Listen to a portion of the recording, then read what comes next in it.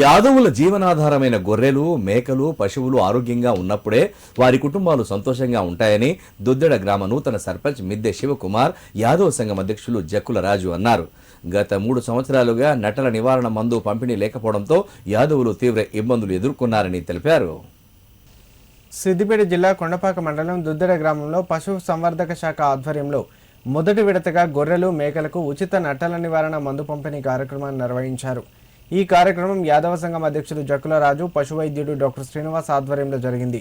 ఈ కార్యక్రమానికి సర్పంచ్ మిద్దె శివకుమార్, ఉప సర్పంచ్ పల్లె జానకి యాదగిరి, పాలకవర్గ సభ్యులు హాజరై నట్టల నివారణ మందును పంపిణీ చేశారు.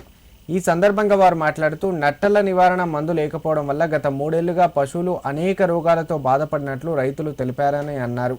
ప్రమాణ స్వీకారం చేసిన వెంటనే రైతుల అభివృద్ధికి, ముఖ్యంగా పశువుల ఆరోగ్య సంరక్షణకు ప్రాధాన్యత ఇవ్వడం సంతోషంగా ఉందని పేర్కొన్నారు.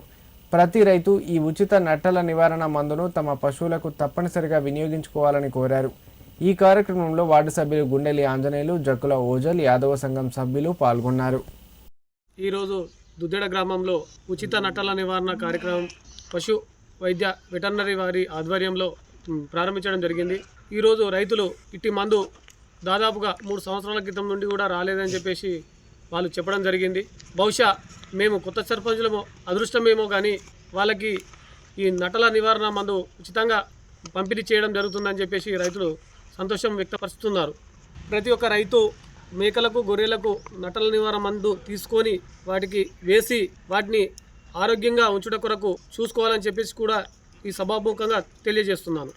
ఈరోజు దుద్దెడ గ్రామంలో ఉచితంగా మేకలు, గొర్రెలలో నట్టల నివారణ కార్యక్రమం జరుపుతున్నామండి.